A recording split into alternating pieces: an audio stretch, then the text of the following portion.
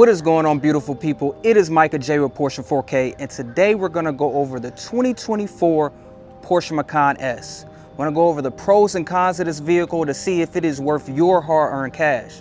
Now, this is probably one of the sportiest SUVs that you can get on the market in the luxury sector. Let's go through the pros and cons and see if this vehicle is right for you. Let's go. To start it off here with everybody's favorite, performance. So now with the Porsche Macan S, you do get a lot of turbo power for less. The Macan S now packs the same 2.9 liter twin turbo V6 that is powered in the previous Macan turbo.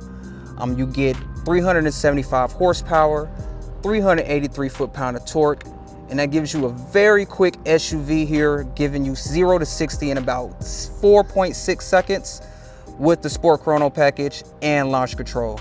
So pretty much this is a mini Porsche Cayenne, just with a sportier feel.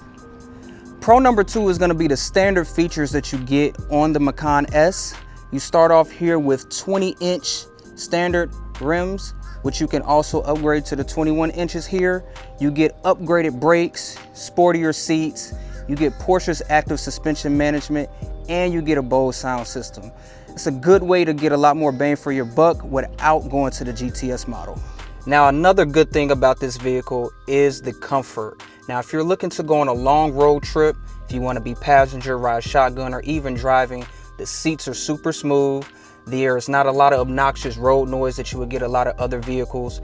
It's very comfortable to sit in and go for long road trips. So you get to be able to pack the family in, have a nice entertainment system, hit the road, and you're good to go. Porsche definitely has a lot of good usability on a day-to-day for their vehicles. Pro number 4 is gonna be the pre-owned market. You can get a lot of these vehicles CPO'd at your nearest Porsche center, which give you a lot of good quality in regards to price. The MSRP for a standard Macan S here would be around $74,500.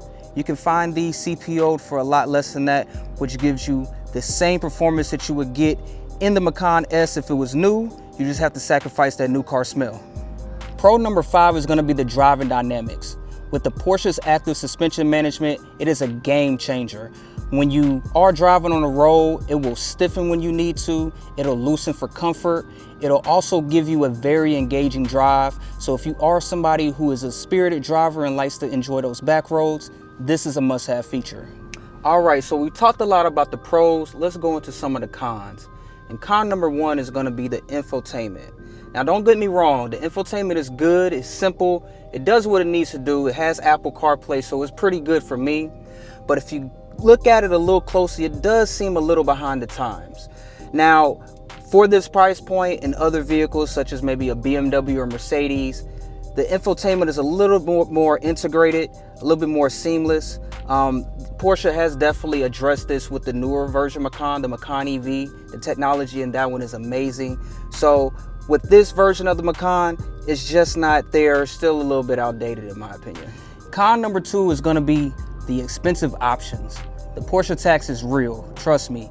If you want to spec one of these vehicles out, it can easily get up into the 6-figure range. You want the Burmester sound system? Extra. You want the Sport Chrono package? Extra. You want the adaptive air suspension? Extra. You get the idea. It's a pretty penny if you want to go ahead and get one of these vehicles. So that's a large pill for somebody to swallow when it comes to this price point, but just know if you are going to get a Porsche, it's going to cost you. For con number 3, we're going to talk about the tight rear space and the limited cargo.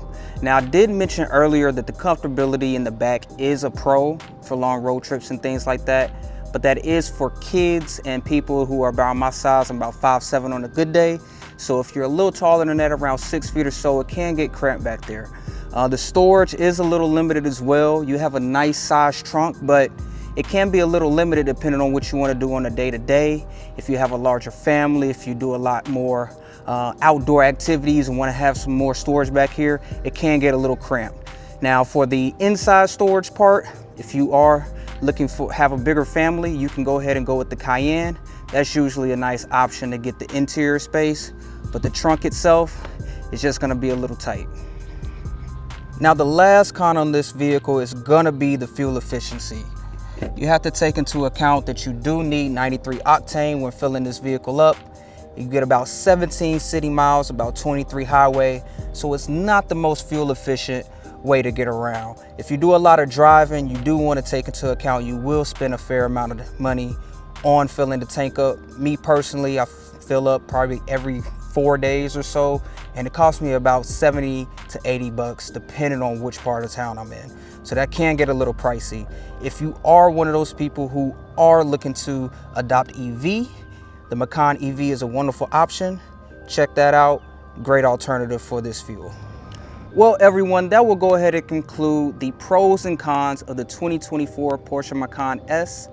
If you like what you saw in this video, please like, comment, and subscribe down below for more content. And let me know in the comments, is this a vehicle for you and your family? Porsche 4K signing out.